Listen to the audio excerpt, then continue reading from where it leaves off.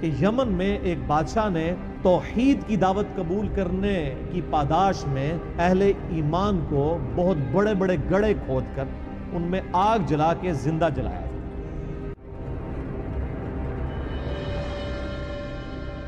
کہ تم تو اب مستجاب الدعوات ہو گئے ہو، تو اب تم پہ اللہ کی طرف سے تکلیفیں بھی شروع ہو جائیں گی۔ حسین تو ہر کوئی نہیں بنتا نا سر۔ پھر کہتے ہیں جی حسین کیوں کھڑا ہوا تھا، باقی کدھر گئے؟ باقیوں نے کیوں بیعت کر لی؟ تو ہر ایک تو نہیں حسین ہوتا۔ اس مقدس جرم کی پاداش میں انہوں نے زندہ انسانوں کو جلا دیا کہ وہ اللہ پر ایمان لے کر آئے۔ قتل اصحاب الاخدود، مارے گئے کھائی کھودنے والے۔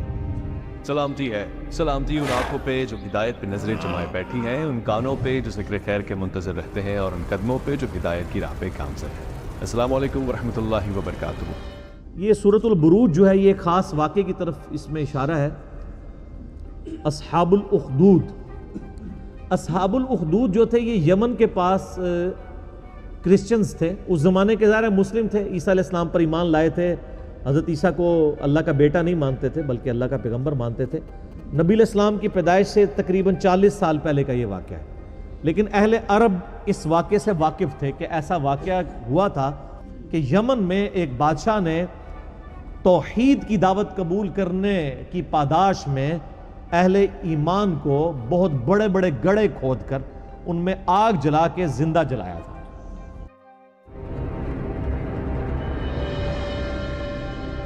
سر تکلیفوں سے تو گزرنا پڑتا ہے۔ جو پرسیکیوشن کرسچنز کی ہوئی ہے نا کئی سو سال تک، آپ سوچ نہیں سکتے کن تکلیف سے گزرنا پڑا ہے۔ اللہ پہ ایمان لانا کوئی آسان کام تو نہیں۔ تو یہ اصحاب الاخدود کے واقعے سے یہ لوگ واقف تھے، اس کا ذکر اس میں آ رہا ہے۔ اس کی ڈیٹیلز آپ کو صحیح مسلم میں بالکل اینڈ پہ جا کے ملیں گی۔ اصحاب اخدود کا پورا ایک واقعہ ہے کہ یہ بادشاہ کون تھا۔ صحیح مسلم شریف میں ایک بڑی ڈیٹیل حدیث ہے۔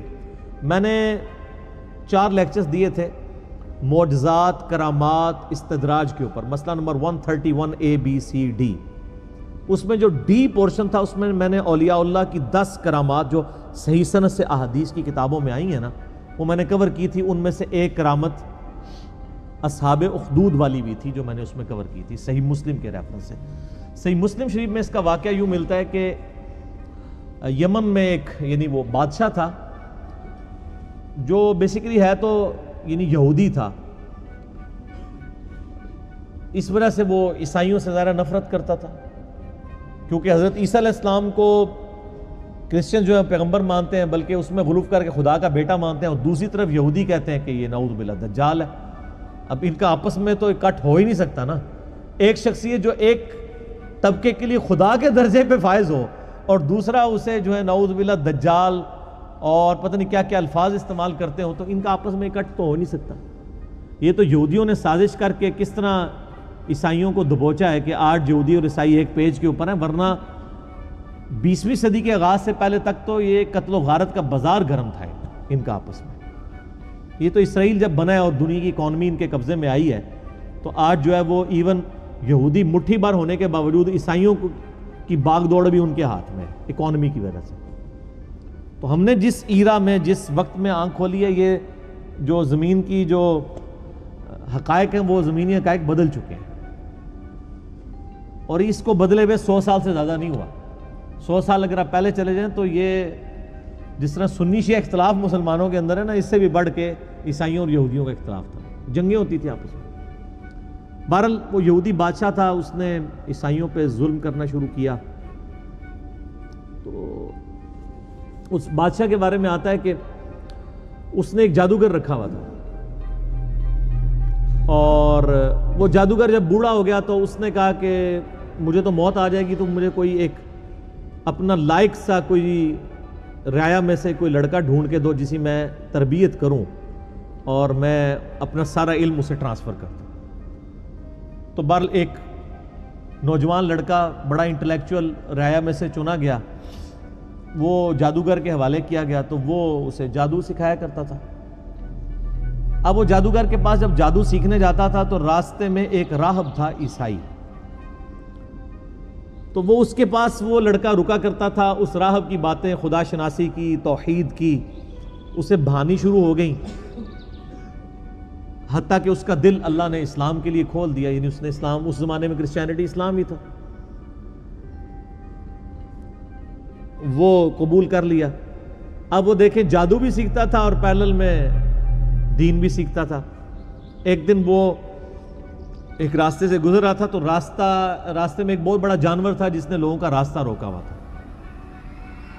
اس نے ایک چھوٹا سا پتھر اٹھایا زمین سے اور اس نے کہا کہ اے اللہ، اگر تیرے نزدیک جادوگر کا مذہب مردود اور اس عیسائی راہب کا مذہب مقبول ہے تو اس چھوٹے سے پتھر سے اس جانور کو ہلاک کر دے۔ ظاہر یہ کرامت ہی ہونی تھی، ایک پتھر سے آپ اتنے بڑے جانور کو، تو اس نے پتھر پھینکا تو وہ مر گیا۔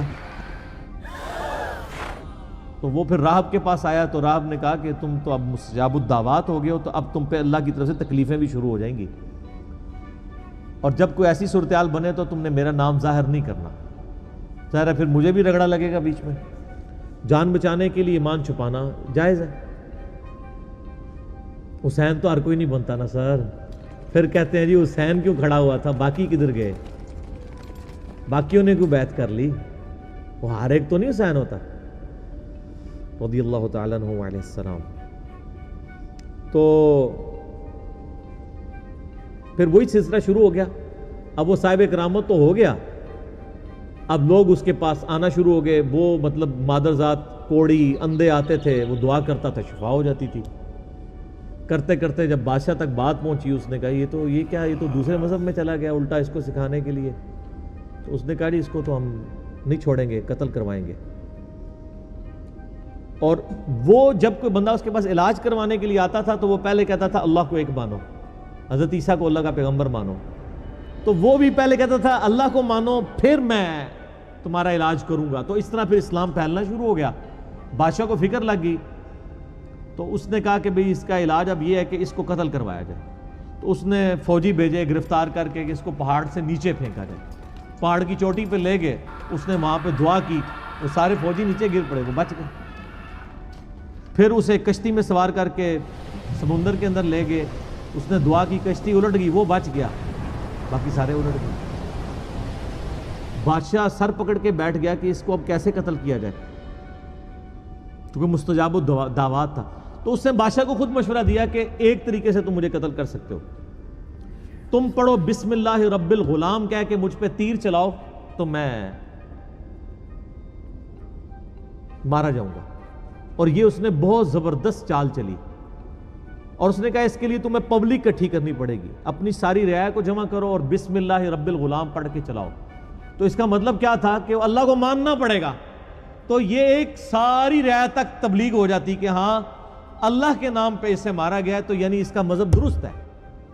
تو اس نے کہا میں نے جان تو جانی ہے تو اللہ کے لیے جائے نا، اور میں مر جاؤں اور ایسا اختلافی نوٹ لکھوں کہ تبلیغ بھی ہو جائے۔ حضرت حسین ابن علی نے تو یہی کیا نا، 72 بندوں کے ساتھ وہ 3 براعظموں میں پھیلی ہوئی بنو امیہ کی بدماش حکومت کا سامنا تو نہیں کر سکتے تھے، لیکن انہوں نے اپنے خون سے اختلافی نوٹ لکھ دیا کہ میں مر جاؤں تو آنے والی نسلیں یاد رکھیں کہ سچائی کے لیے کھڑا ہونا چاہے آپ تھوڑے سے بھی ہوں، اس کی پرواہ نہیں کرنی۔ تو آج تک دیکھ لیں دنیا میں جہاں بھی سچائی کے لیے تھوڑے لوگ کھڑے ہوتے ہیں تو مثال حسین ابن علی کے لیے کی دیتے ہیں۔ مخالفین کو جو یاد رکھا گیا وہ بھی حسین کی وجہ سے یاد رکھا گیا، ورنہ ان کی کیا اوقات تھی۔ تو اس نے بھی یہی کہا کہ رائے اکٹھی کرو پبلکلی، بسم اللہ رب الغلام پڑھ کے چلاؤ تیر تو مارا جاؤں گا۔ بادشاہ نے یہی کیا۔ تو جب وہ بسم اللہ رب الغلام پڑھ کے وہ چلائی گئی اللہ کے نام سے شروع، اور جو اس غلام کا رب ہے یعنی وہ سب اللہ کے ہی بندے ہیں، غلام ہیں، تو وہ تو مارا گیا، لیکن ساری رعایا نے کلمہ پڑھ لیا، ان کا اس کا مذہب حق ہے، تو سارے مسلمان ہو گئے۔ وہ ایک کو کیا مارنا تھا، ساری رعایا ہاتھ سے چلی گئی۔ پھر اس نے بڑے بڑے گڑھے کھدوائے، اس میں آگ جلوائی اور اہل ایمان کو آفر رکھی کہ یا تو ایمان چھوڑے یا آگ میں جلائے جائے۔ ہائے ہائے ہائے، بخاری مسلم کی حدیث ہے، اس شخص نے ایمان کی حلاوت چکھ لی جس میں 3 نشانیاں ہوں۔ نمبر 1، اللہ اور اس کا رسول عز و جل و صلی اللہ علیہ وآلہ وسلم اسے پوری دنیا میں سب سے بڑھ کر محبوب ہوں۔ نمبر 2، اس کی دوستی اور دشمنی کا معیار اللہ کی ذات ہو۔ اور نمبر 3، کفر کی طرف لوٹایا جانا اس کے لیے اتنا ہی ناپسندیدہ ہو جائے جتنا زندہ آگ میں جلایا جانا. وہ جلنے کے لیے تیار ہو جائے, ایمان نہ چھوڑے. ایمان کی مٹھاس اس بندے نے چکھی ہے. لوگ ایمان نہیں چھوڑ رہے, زندہ آگ میں جلائے جا رہے ہیں. صحیح مسلم کے الفاظ ہیں کہ ایک عورت تھی, اس کا دودھ پیتا بچہ تھا. دودھ پیتا بچہ تو بولتا بھی نہیں ہے. جب اسے آگ میں پھینکنے لگے نا تو اس کے دل میں ایک لمحے کے لیے خیال آیا کہ میں جان اپنے بچے کی وجہ سے نا جان بچانے کے لیے میں دین چھوڑ دوں. تو وہ دودھ پیتا بچہ بول اٹھا کہ ماں تو حق پہ ہے. اللہ اکبر, یعنی یہ کرامت تھی.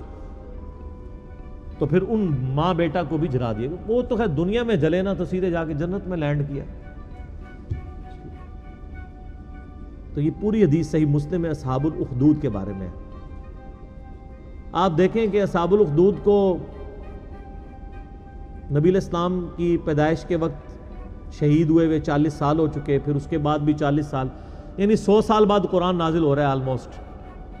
اور اللہ اپنے بندوں کو نہیں بھولا اور اس کے اندر ذکر کیا ان کا. اور اس میں اللہ تعالیٰ بتا رہا ہے پھر ہم ان سے بدلہ لیں گے جنہوں نے اہل ایمان کے ساتھ یہ کچھ کیا. دنیا میں ٹھیک ہے کھلی چھٹی ہے, لیکن آخرت میں پکڑے جائیں گے.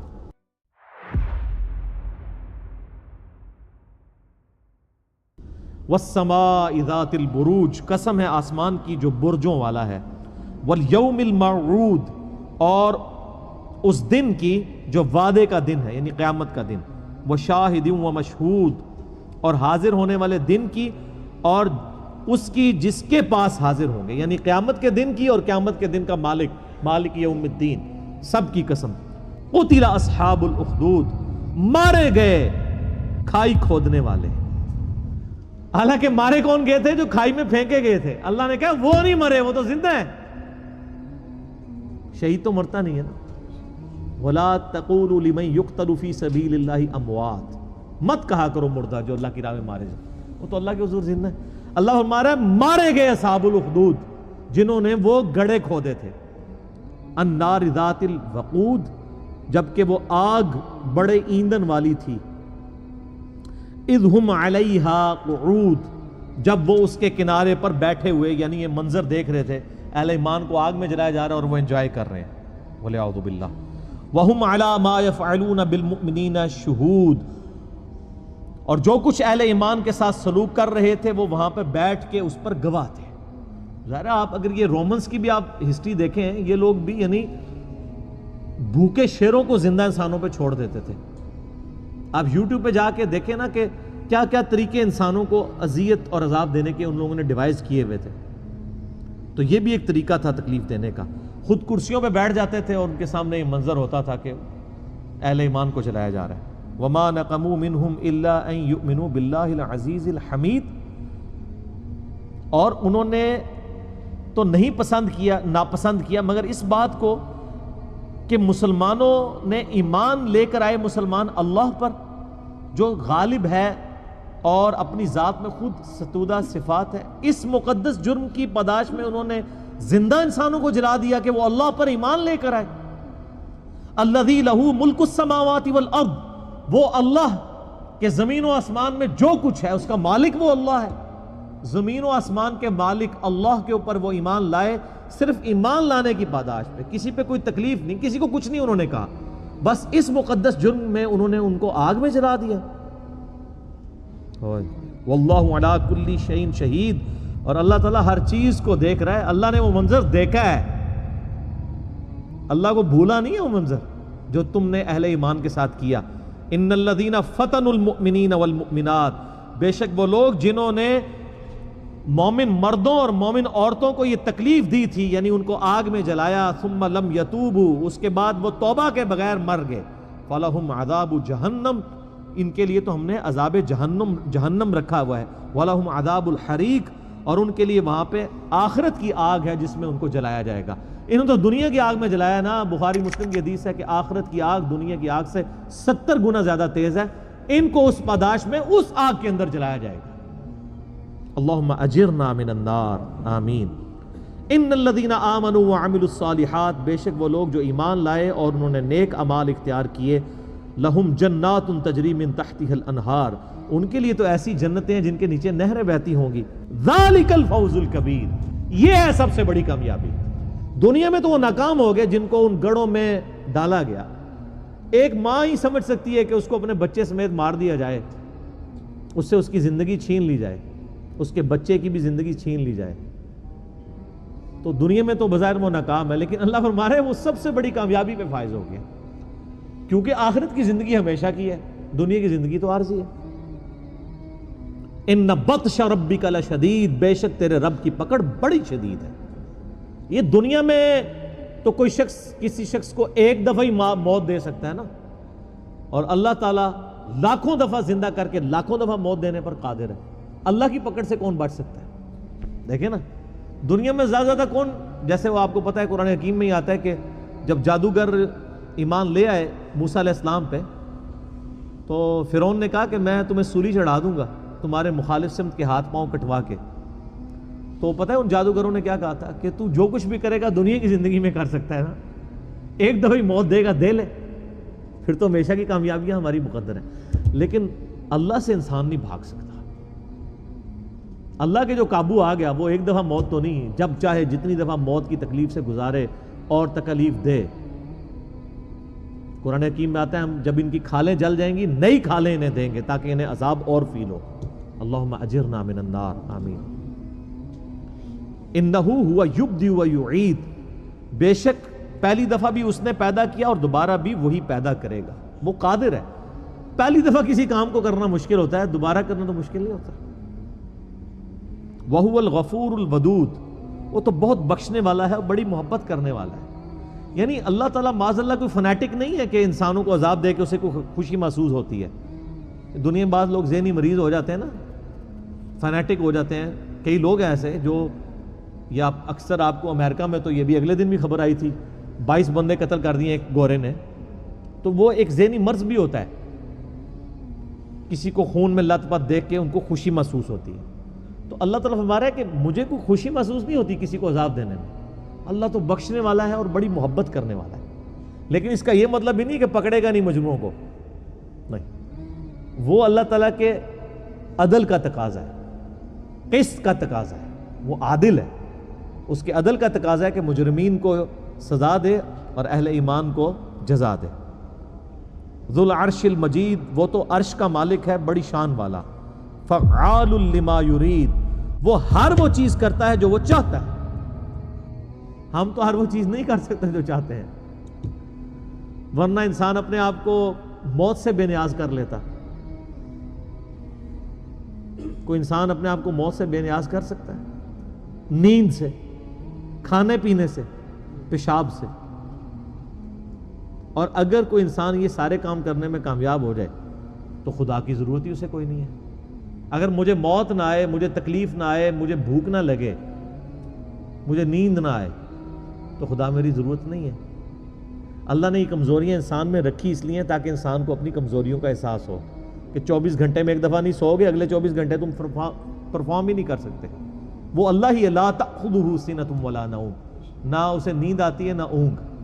اب یہ ہے کہنے کو تو بڑا سمپل سا جملہ ہے، لیکن اس میں قیامت مضمر ہے کہ نیند نہ آنا، اونگ نہ آنا. کوئی دنیا کا دلیر سے دلیر آدمی بڑا میڈیکلی فٹ بھی ہو، 2 دن اسے جگراتے پہ رکھے نا، پھر اسے آپ تھوڑا سا کام کہیں، وہ چلتے چلتے بھی اونگ کے گر پڑے گا. یہ کمزوری ہے انسان کے ساتھ اٹیچ. لیکن جنت میں اللہ تعالیٰ نے یہ ساری کمزوریاں دور کر دی. صحیح مسلم میں حدیث، اب جنتی جنت میں داخل ہوں گے تو فرشتہ ندا کرے گا اللہ کی طرف سے، جنتیوں تمہیں مبارک ہو، آج کے بعد تمہیں موت نہیں آئے گی، ہمیشہ زندہ رہو گے. آج کے بعد تم بوڑھے نہیں ہوگے، ہمیشہ جوان رہو گے. آج کے بعد تم کبھی بیمار نہیں پڑو گے، ہمیشہ تندرست رہو گے. اور عمر بھی 30 سال ہمیشہ رہے گی. اور چوتھی چیز تو بہت اعلیٰ ہے کہ اب تم سے رب کبھی ناراض نہیں ہوگا، ہمیشہ راضی رہے گا. یعنی جنت میں کوئی ایسی چیز ہے ہی نہیں کہ جس سے آپ کو یہ ٹینشن ہو. دنیا میں تو انسان 10 دفعہ سوچتا ہے یار یہ کیا اللہ ناراض نہ ہو جائے. جنت میں کوئی ایسی چیز نہیں جہاں آپ کو یہ سوچنا پڑے کہ یہ کرنے سے ناراض ہی نہ ہو جائے. دنیا میں سونا حرام، جنت میں حلال. دنیا میں ریشم حرام، جنت میں حلال. دنیا میں 4 سے زیادہ بیویاں حرام، جنت میں بے شمار. جن کی شادی نہیں ہوئی تو جنت کی فکر کریں. ٹھیک ہو گیا. اللہ جو چاہتا ہے کرتا ہے, اور اللہ کا یہ کرنا اتنا کامل ہے کہ وہ پابند بھی کسی کا نہیں. سورہ الانبیاء میں ایک بڑی کرٹیکل آیت ہے, مسئلہ تقدیر میں جو کئی ایشوز ہیں ان کا جواب صرف وہی آیت ہے, لا یسأل عما یفعل وہم یسألون. اللہ کو کوئی پوچھ نہیں سکتا جو وہ کرتا ہے, اور اللہ ہر ایک کو پوچھ سکتا ہے کہ اس نے یہ کیوں کیا. ول آف گاڈ کو کوئی چیلنج نہیں کر سکتا. کوئی نہیں کہہ سکتا کہ اے اللہ تو نے اولاد کی پیدائش کا ذریعہ عورت کو کیوں بنایا, مرد کو کیوں نہیں بنایا. انصاف تو یہ تھا ایک دفعہ عورت کو بنایا جاتا تو ایک دفعہ مرد کو. یہ اللہ کی تقسیم ہے, ول آف گاڈ ہے, اس کو بین کیا گیا, اس پہ کلام نہیں کرنا. گیون سرکمسٹانسز میں تو سوال ہو سکتا ہے, ول آف گاڈ کو نہیں آپ چیلنج کر سکتے. لا یسأل عما یفعل, اللہ کو کوئی نہیں پوچھ سکتا اس نے کیوں کیا ایسا. اللہ چاہتا بغیر پیغمبروں کے بھی ہدایت دے سکتا تھا, تو اللہ نے پیغمبروں کا وسیلہ کیوں رکھا, اللہ کو نہیں پوچھ سکتا. اب چونکہ اس نے پیغمبروں کو وسیلہ بنایا اللہ تک پہنچنے کا, اب جس نے اللہ تک پہنچنا ہے اس نے پیغمبروں کے پیٹرن پہ پہنچنا ہے. جو پیغمبروں کے راستے سے ہٹ کے اللہ تک پہنچا, چاہے وہ کتنا ہی اچھا کوئی عمل کر دے, زیرو سے ملٹیپلائی ہو جائے گا. رول ماڈل پروفٹ کی ذات ہوگی صلی اللہ علیہ وآلہ وسلم. حل اتاک حدیث الجنود, کیا تمہارے پاس ان بڑے لشکروں کی خبر آئی, فرعون و سمود, فرعون کی اور سمود کی.